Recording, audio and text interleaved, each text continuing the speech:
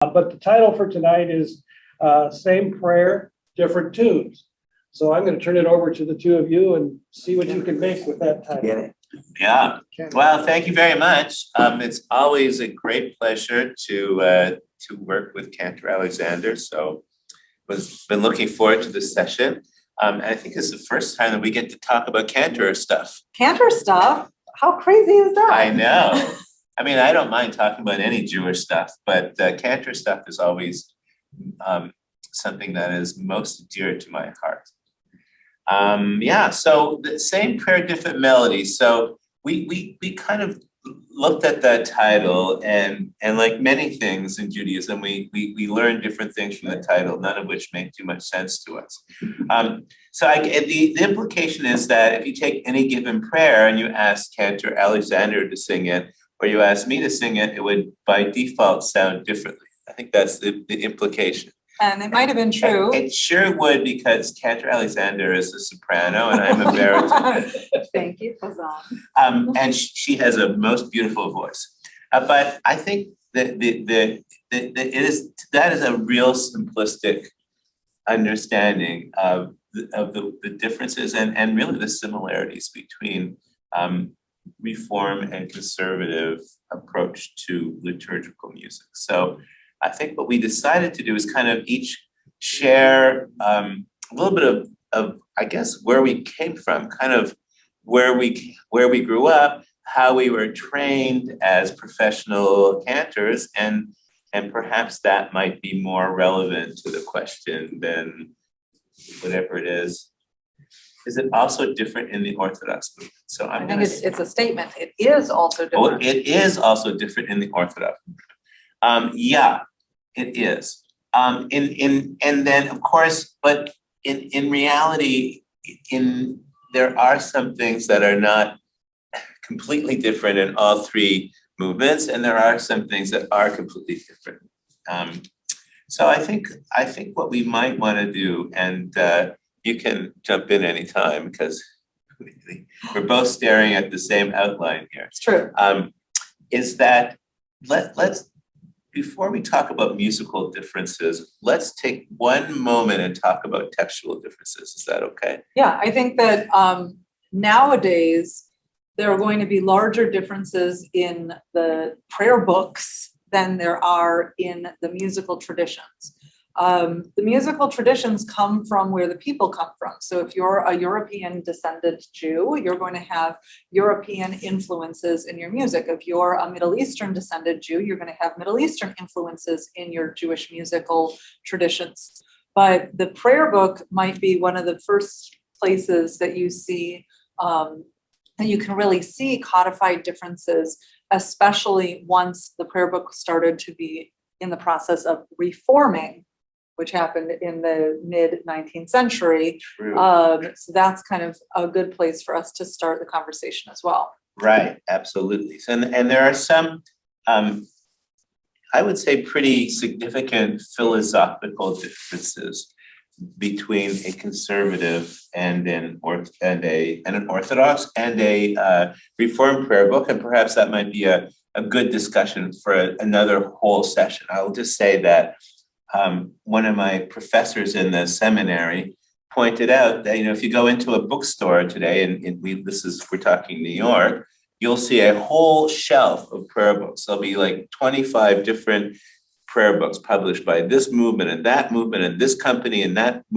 company.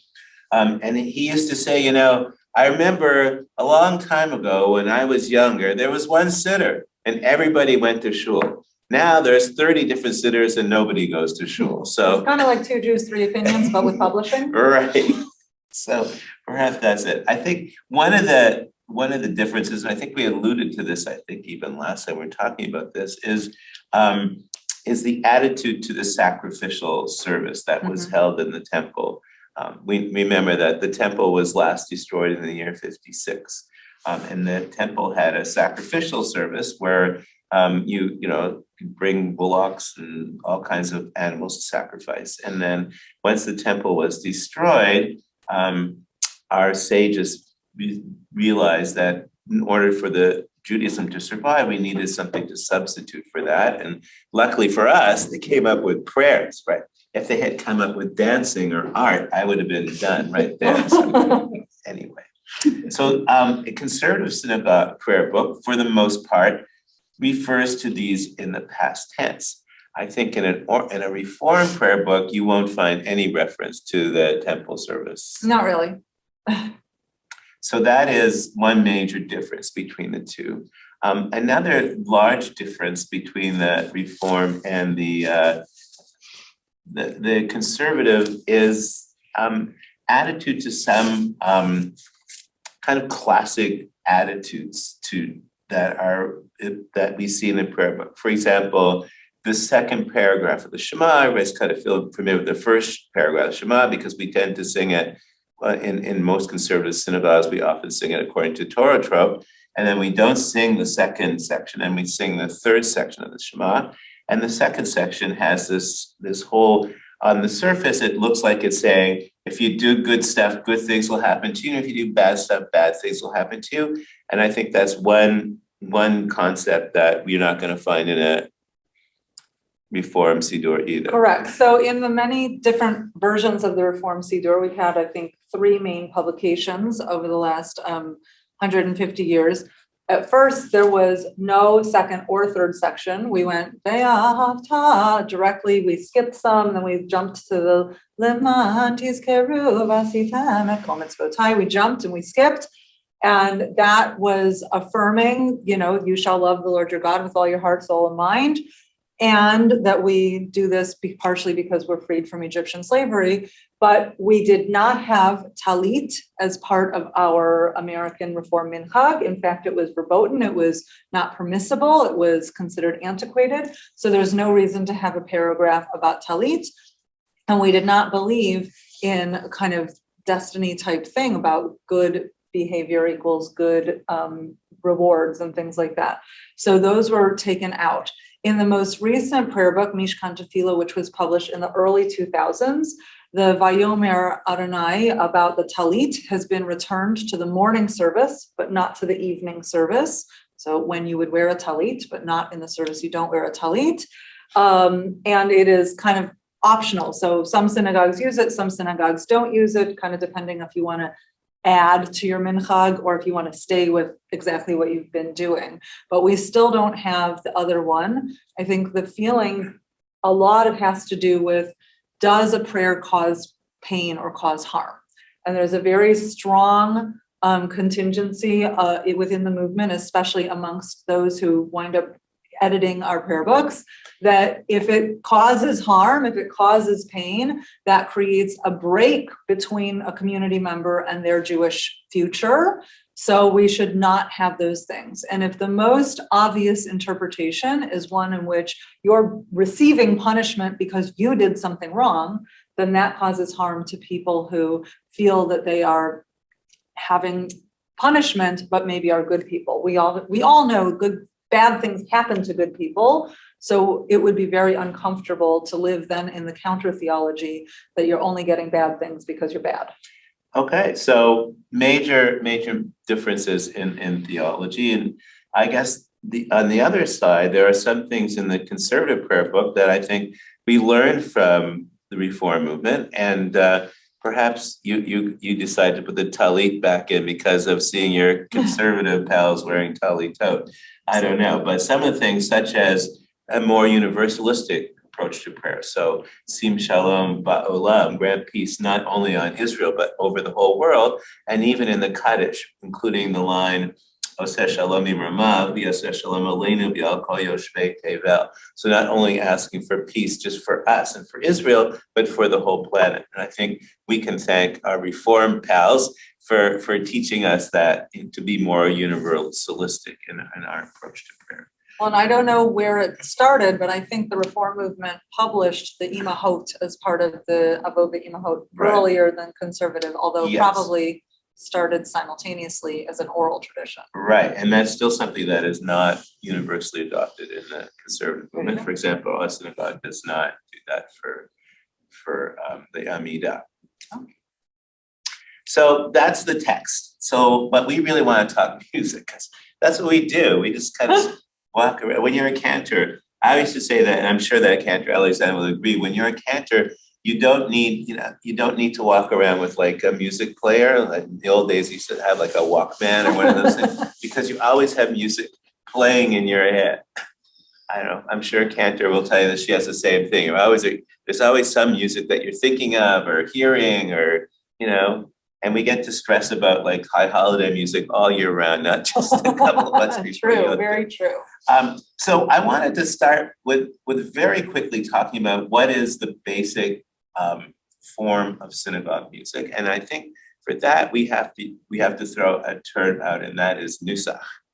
So nusach is the musical rubric that is prescribed traditionally for every prayer both in the Machzor and the Siddur. Every prayer has a musical rubric that is prescribed by tradition, and that is nusach.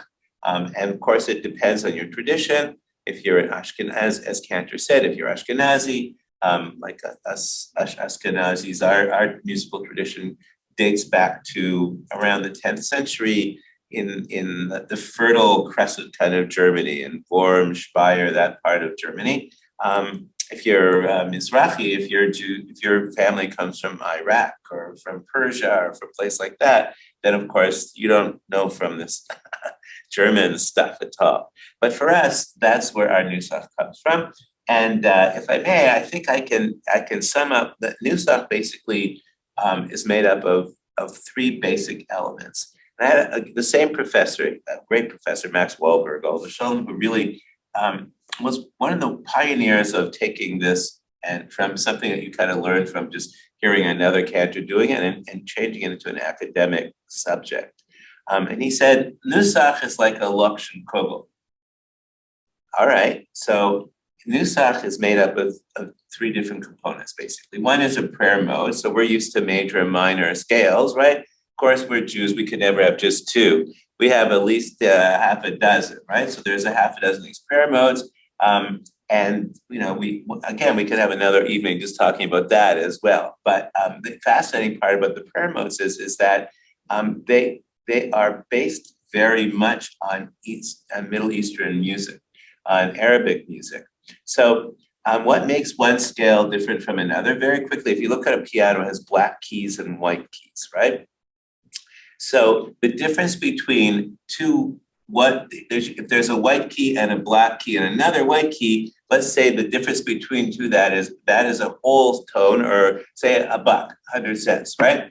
How am I doing so far? Sure. Okay, the black key is going to be about 50 cents, right? So the order of the intervals between the steps of the scale determines how that scale is going to sound and the characteristics of that particular mode.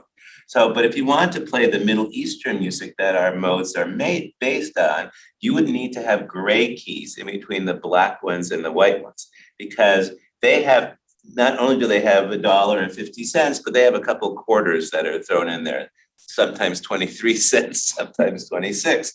But, that's why you go to the shuk and you can bargain, because a quarter doesn't have to be 25 cents. But that's number one, the musical mode. Another thing that's a big part of it is our motifs, a little shtickle of music. Shtickle, a musical term?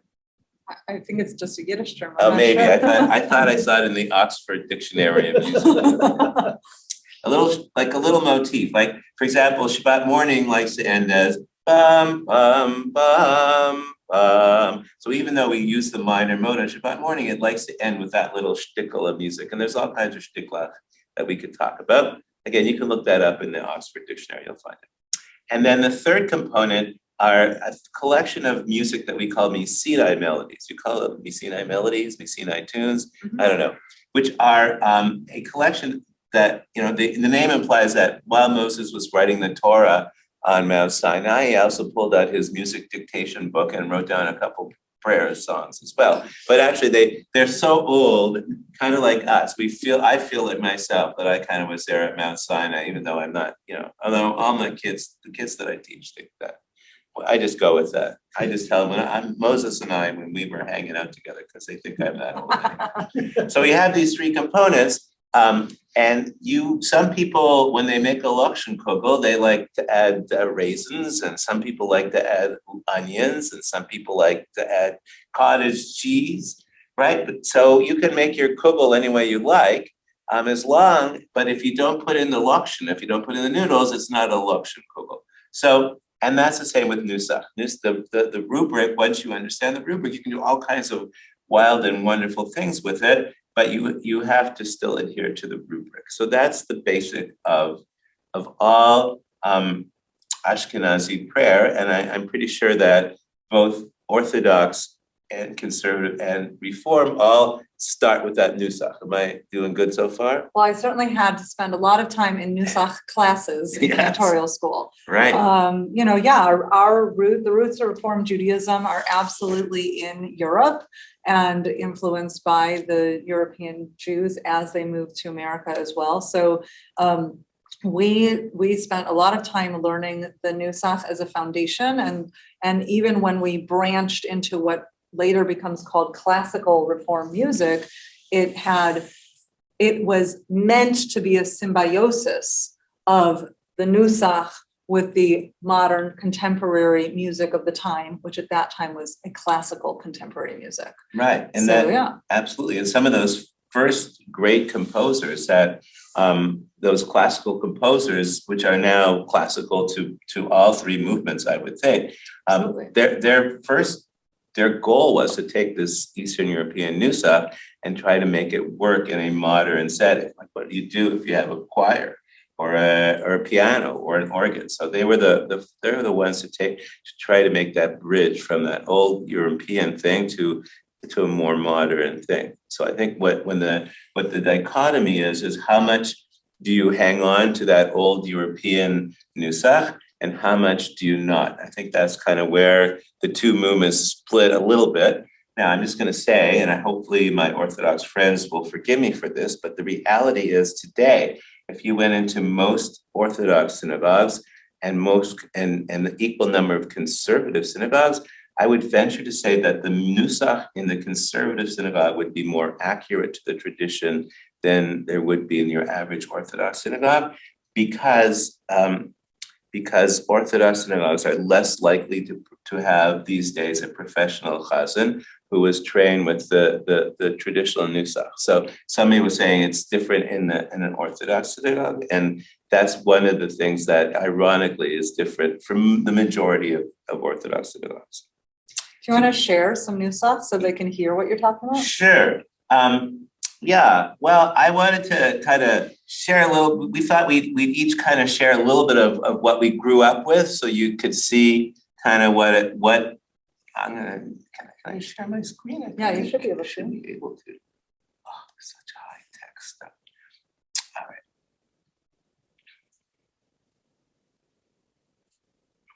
Share sound. It's just. Well, okay. Now let's see. So if I click on this, it should just play, right? So, can I make it play here? I'm not a Google Docs guy. Thank God for Cantor. She knows all this technical stuff. No promises, but you should be able to make it better. Yeah, so let me tell you what I'm playing. All right, so this is a video. I don't know how I make it any bigger or anything like that. The bigger button. Yeah, the bigger button. Oh, it's underneath your people. Ah, whoa, look at that, a bigger button. Everybody wants one of them. All right, so this is the cantor that I grew up with, Cantor Louis Danto, and this recording that we have on YouTube is actually a mystery to me. Somehow somebody recorded Cantor Danto doing Shabbat services.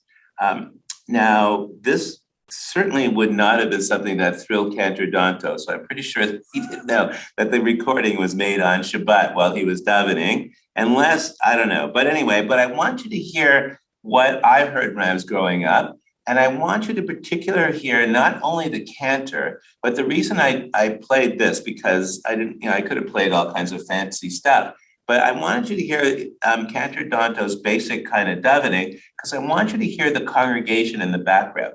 And this is something that I grew up with that you don't hear too much anymore.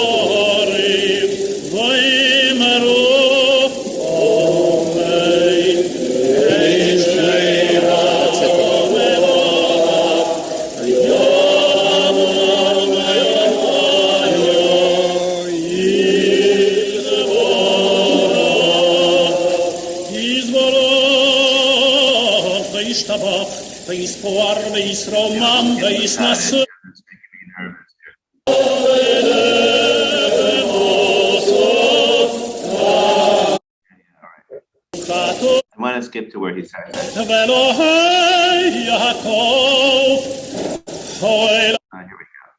go. Page 209 for the repetition of the Musaf Hamidah. Traditionally in a conservative synagogue, the Amida is read individually and then is repeated by the cantor.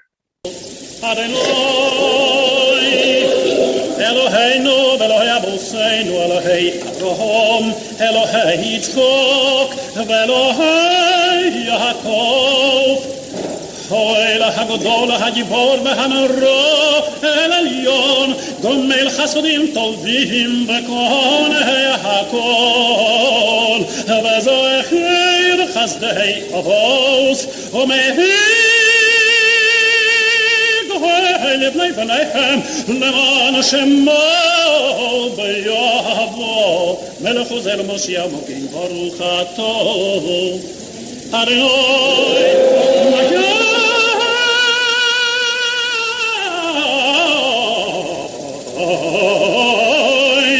אברום אתה גיבור לעולם אדוני מחיים משימתו רב להושיע משיב הרוח ומוריד הגושם מחלקי לחיים בחסד מחיים משים ברחמים רבים סומך נופלים ורפאי חולים ומתיר אסורים ומקיים אמונתו לשני עפור. קדישו כסוה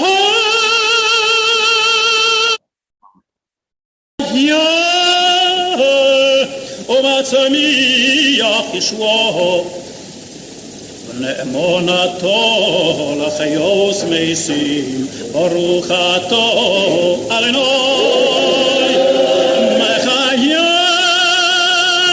המשים. Now listen, the congregation is all like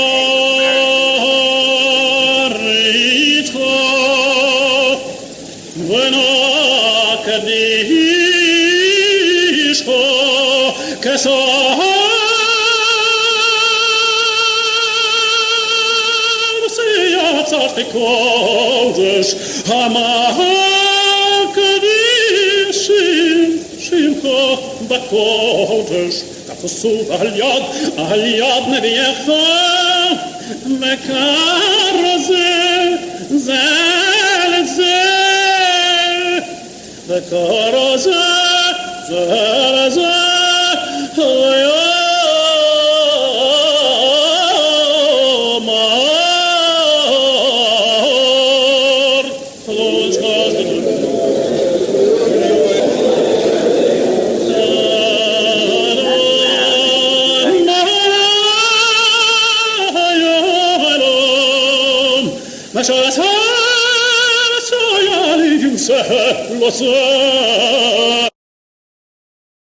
All right, I wanted to play that.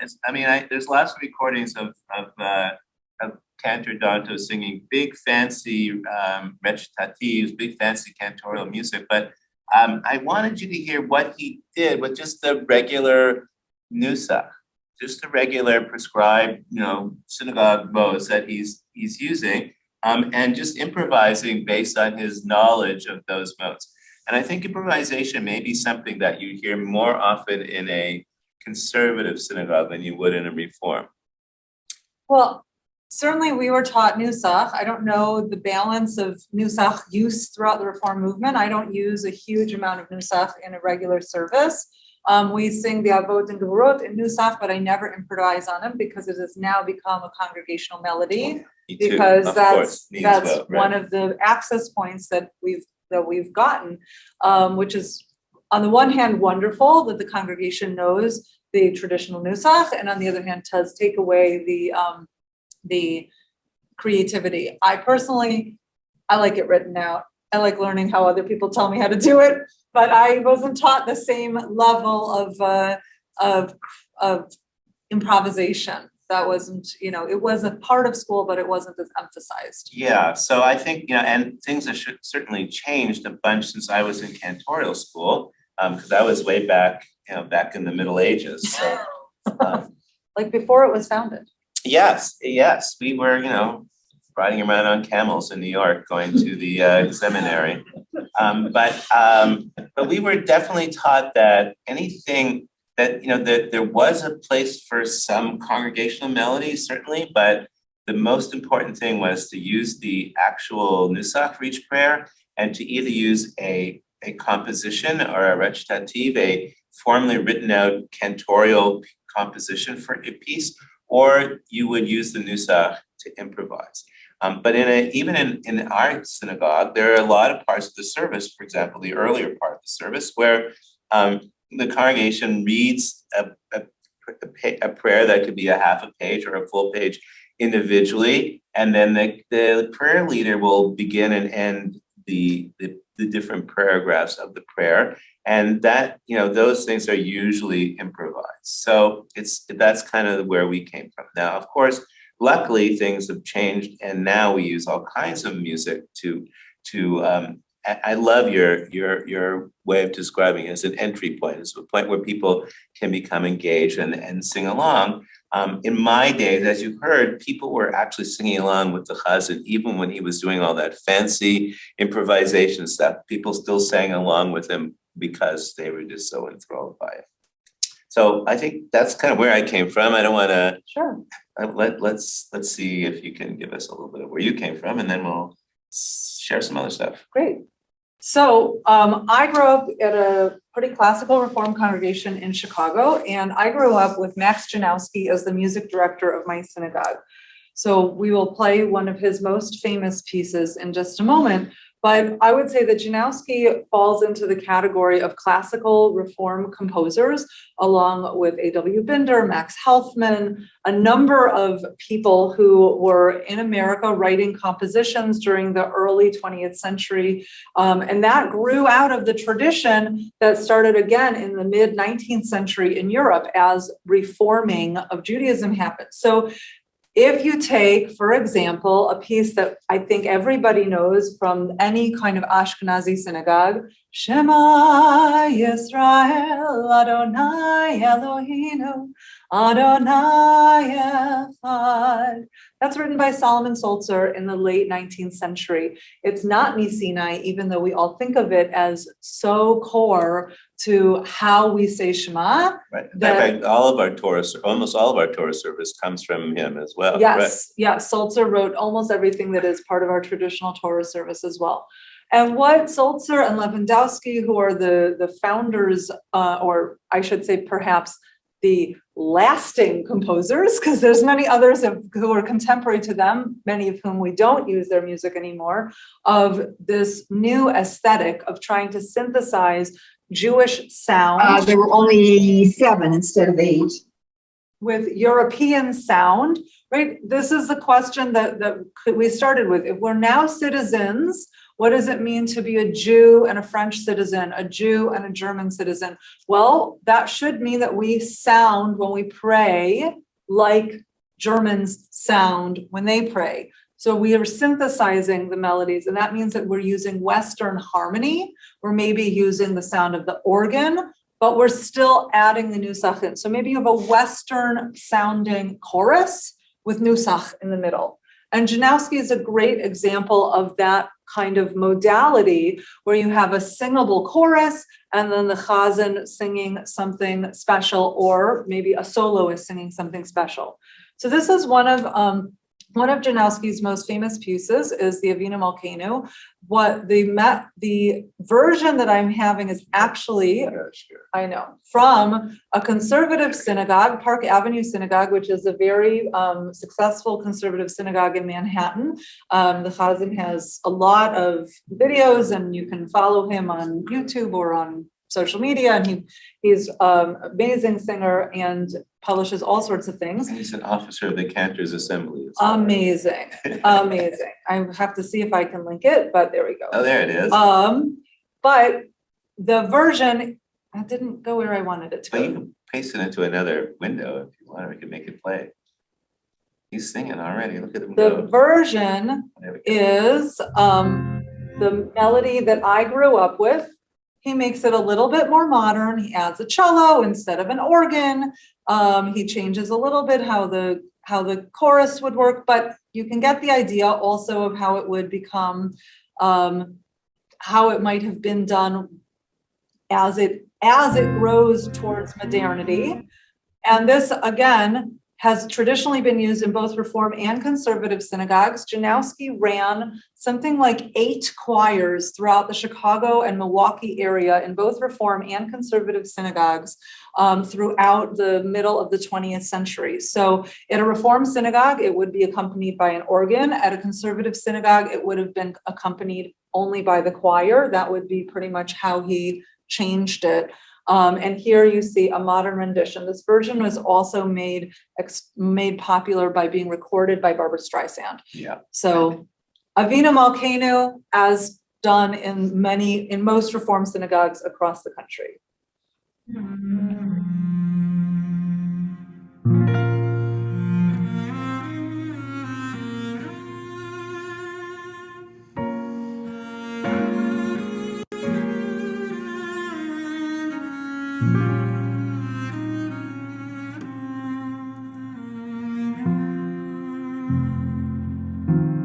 Avinu Malkeinu, Shema Koleinu. Avinu Malkeinu, Chaltanu lefanecha. Avinu Malkeinu, Chamol aleinu.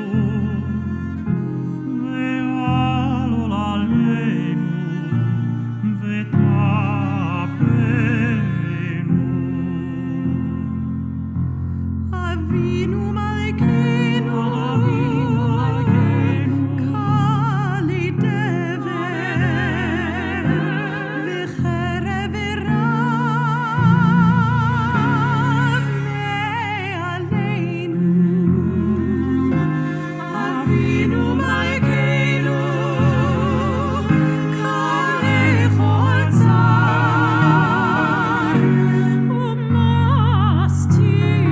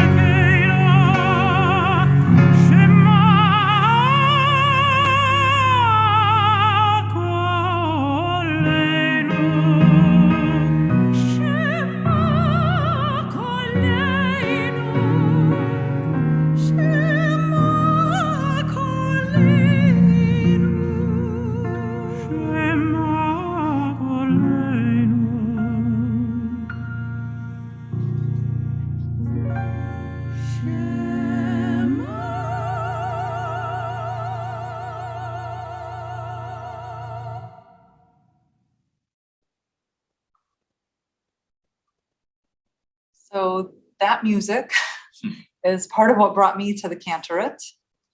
And well, I think it's beautiful. No question about it. It's beautiful.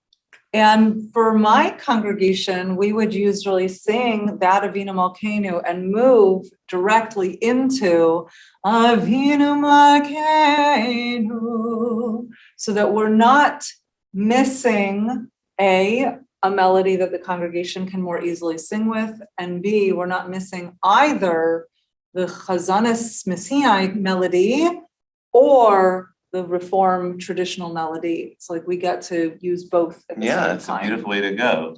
And certainly we use a lot of congregational melodies that certainly wouldn't have cut mustard back in the day. When I was in cantorial school, we would have all laughed at some of the stuff that we use, but now it is what people find engaging, and so that's what we do. So to go kind of backwards in time a little bit, I wanted to share a melody by Louis Lewandowski, who again is a mid-19th century German composer. And we what are some of the Lewandowski songs? Like, I'm not sure what we might be using. Yes, the Kiddush. That's the most famous Lewandowski. Thank you. So the Everybody Kiddush, likes Kiddush. the Kiddush being one of the most famous Lewandowski songs. We have a bunch. We're a very Yekes shul. We have a very German kind of a twist to our synagogue. Nice. So we do have a lot of melodies that we use, and the one that you're about to play, I understand at one time was popular during the high holidays in our synagogue, but you have to have the chops to do it. You do have to have the chops. So Lewandowski wrote a version of Psalm 150, right? All voices you should praise God with the lute and the flute and the organ and all the things, and everything with breath should praise God. And I would say that he modeled what he was doing on things like Handel, the Hallelujah Chorus, right? He's taking a model of classical music, which most classical music was written for the church at some level of the reason that it was commissioned. And he's using that model to bring the Hebrew text, to bring a Jewish sound mixed with that classical sound. So this version of Psalm 150 by Lewandowski is sung kind of impromptu by a conference called the National Jewish Choral Festival. And it's so core to the choral music of Judaism, of the Jewish choral music scene, Yes. that you can tell most people are singing it without music, without sheet music, yet they're still singing it in 8-part harmony. Yeah, if you grew up singing in a choir, you sang this at some point or Absolutely. another, for So sure. this is Lewandowski's Psalm 150, and I would say this is kind of where classical reform music begins.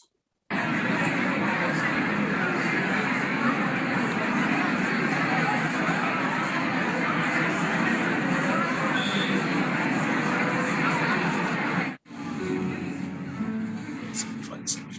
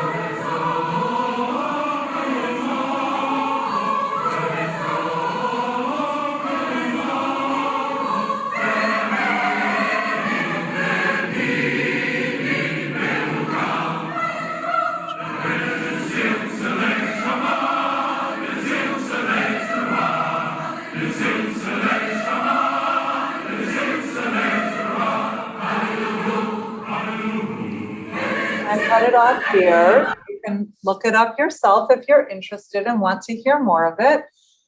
So I guess, Hazzan, how do we get from these two older traditions to the sounds that we hear in the synagogue to this day? Well, the answer is there's really nothing new about what we're having in the synagogue. Is way back in, I'd say, I don't know, what's Rossi, the 15th century? Yes. The leaders of the community said, we want to hear music in our synagogue that's contemporary, that it's the same music that people are listening to when they're just like enjoying music. So that way back in the 15th century, Salomone Rossi wrote music in the style that was contemporary to him, which nowadays people would find totally weird unless you're into Baroque music, right? And then in the 18th century, Lewandowski wrote music in the style that local people wanted to hear. And in the 60s, we had rock and roll services because that was the style of the music that people loved to listen to. And so it came into the synagogue, and that's still, I mean, luckily we don't have too much rap or hip hop in our synagogue, but there are some wonderful modern composers who have a real connection to the liturgy and find their voice in modern music and expressing the liturgy in that way. And both the Reform and the Conservative movement have some fantastic, talented people that do that. So we thought maybe we would conclude by playing a couple of those. Yes, it is the same. Oh, okay, very good. Very nice. Yeah, we all use the same stuff. It's true. I'm going to flex and say that, by the way, the conductor that was in that video was Mati Lazar, who was my conducting teacher at the seminary, and that's all I'm going to say about that. So if you ask me individually, I'll tell you about that. All right. So I don't know, why don't we play something modern Sure. that we all Right. love? So we're jumping time periods. We go from, the mid 19th century to the mid 20th century, and we're going to jump all the way to the early 21st century. So along comes a brand new prayer book in the Reform movement, Mishkan Tefillah, which is the prayer book that we currently use when we're using a prayer book and not just using slides, which is what we're currently doing to be able to share it on the screen. And in that prayer book, there are new English readings. Reform Judaism, we've always used English readings, not just Hebrew readings. And this new prayer book chooses to keep some and to add new ones. And what they've done is on the left side of the page is like creative poetic English. And on the right side of the page is usually the Hebrew text with a translation underneath. And so our new prayer book's very much the same as well. you probably stole it from us. Probably I stole don't it. know. So lo and behold, contemporary composers, they get an opportunity to write music to new English. And Noah Aronson, who is the son of a Reform cantor, who is, a contemporary composer. He's writing as we speak, new music coming out. You can follow him on social and hear his amazing new music. He writes this beautiful prayer, Let There Be Love, Hashkivenu, which takes part of the left side English reading and part of the Hebrew reading and combines it together. This video was created during COVID. Noah Aronson was our guest artist, but visiting online, and he invited me to record part, and he recorded part, and he edited it together. So this is us singing Let There Be Love.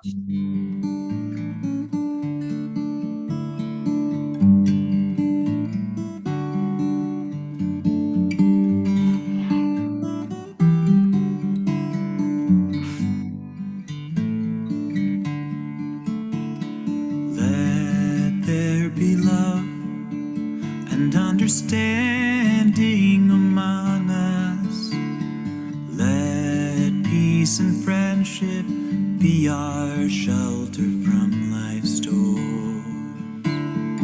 Let there be love and understanding among us. Let peace and friendship be our shelter from life's storm. Hashkivenu, Adonai Eloheinu, השכיבנו לשלום והעמידנו שומרנו לחיים ופרוס עלינו סוכת שלומך השכיבנו אדוני אלוהינו לשלום לשלום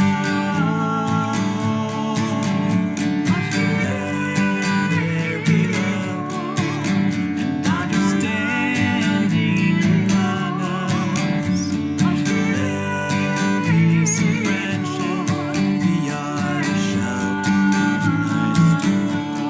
oh let there be love and understanding among us let peace and friendship be our shelter from life's storm oh let there be love and understanding among us let peace and friendship be our shelter from life's storms let there be love and understanding among us let peace and friendship be our shelter from life's storms.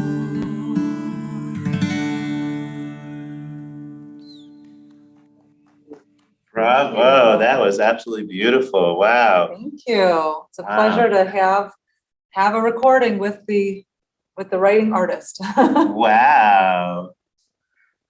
Should we just maybe I'll play a Josh Warshawski Yeah. and then we'll, Absolutely. all right. All right, let's try, go for 2 out of 3 again here.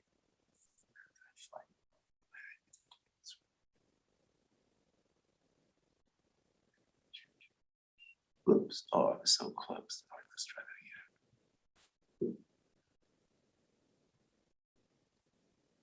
Actually, you gotta just share. Oh, sorry. Oh, that's right. No, we neither one of us thought of that. It's okay. I can do it. All right. Let's see. All right. So this is Rabbi Josh Warshawski.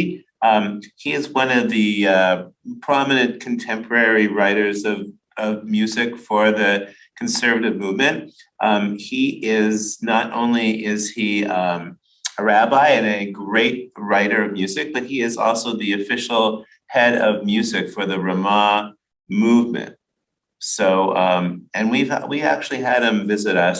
He did a COVID concert for us as well.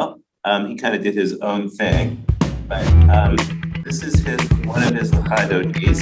Actually, he visited us before COVID, and he was actually our scholar in residence for one Shabbat. So we all learned this Lachadodi, and so this is Lachadodi. 1, 2, 3.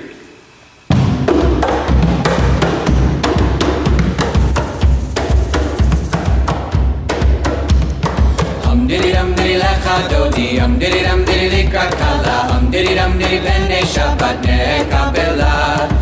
Diddy dum diddy lecha dodi, diddy dum diddy likrat kala, diddy dum diddy bene Shabbat nekabela.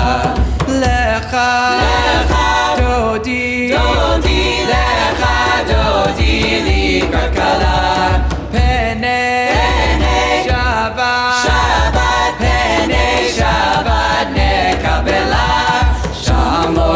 Zachor b'dibur echad Yishmi'anu el ha'meyuchad Adonai echad hu shemo echad l'shemo letiferet ve'litila Lecha dodi lecha dodi likrat kala Pene Shabbat pene Shabbat nekabela Ikrat Shabbat lechu v'nelchakim mekor ha'beracha Nerosh mikedem nesucha sof נעשה במחשבה תחילה. לך, דודי, לך, דודי לי כלכלה. פני שבת, פני שבת נקבלה. מקדש מלך עיר מלוכה, קומיצאים מתוך ההפכה. רב לשבת בעמק הבכה, והוא יחמול עלייך חמלה. לך, דודי, לך, דודי לי כלכלה. פני שבת, פני שבת נקבלה. התעררי מהבר. There you go. So that is Josh Warshawski. You may, if you were in our synagogue last, again, when it was so long, before COVID, BC, right? We had Josh, and we did actually he taught us at Lachadodi, and we had a group of guitarists, and we had a great time doing it. So, yes. And I think that would fall under a piece that's like very influenced by a more Middle Eastern style of Jewish music, with the drumming and the repetition and really rhythmically motivated. For sure. And any of the female singers there are a number in that video that are also contemporary songwriters that we use within our synagogue as well. Absolutely. And one of them wrote one of the songs that we use for the high holidays too. So I think it's kind of interesting that we definitely have different roots. And there definitely are, philosophical differences between our movements, especially liturgically. But I think one thing that unites us is the desire to have a musical experience for people. So when they come to shul, whether it's my shul or Cantor Alexander's shul, that they feel as though they had an experience that moved them in some way. That doesn't happen every time, but our goal is that when you come to shul, that you feel like you've had an uplifting experience, that some part of what we do touches you in some way. And I think that is really the bottom line. Right. And I sometimes get the question, well, why do things have to change? And I think that, one of the best answers is that they've always been changing. Shh, don't tell anybody. They've always been changing, as we said, right? Solomon Arasi was writing music for synagogue that sounded like the music of the time. Lewandowski was writing music for synagogue that sounded like the music of the time. And Noah Aronson and Josh Warshawski and Chava Murel and Ilana Arian, they're writing music for synagogue that sounds like what people listen to on the radio or on YouTube or in the street. And because what speaks to people is something that sounds like what they listen to, not something that sounds like only what they used to hear or only what their grandparents listened to or only what, that's only for over there. It has to speak to you in order for it to be meaningful making for you. For sure. And of course, when we put together the service, we do the dangerous thing of trying to make everybody happy. Because when you do that, you end up not making anybody happy. But if we make everybody equally unhappy, I think that's just as good. You tell us. You either show up or you don't. All right. I don't know. We have a couple of minutes left, I guess. We have time for maybe one or two short questions. And I was going to say something like a Kol Nidre, though. Sort of, I can't imagine Kol Nidre in a rap. All right. So the question is Kol Nidre. So that's an example of what we were talking about when we said Sinai tunes. So Kol Nidre is one thing that would not survive with any other melody because the words themselves are just next to meaningless. So what makes Kol Nidre so powerful is the melody itself. Right. However, I did a service a couple of years ago where I used both the Eastern European version of Kol Nidre and a Moroccan version of Kol Nidre, which has a very different kind of sound, but is just as important to the Moroccan community. So right. So that would have had the same effect on them as ours does. Correct. So you were brave and wise enough to broaden people's horizons. But I kept what our tradition was too. Yes. Right. Because yes. Are there any questions from Zoom land out there that we can maybe have time for one question? We taught it all. Look at us. Oh, Right, they got to the point where they just don't want to hear anymore. I feel like- Fantastic program, absolutely Thank you. fantastic. Thank you. You're All right, welcome.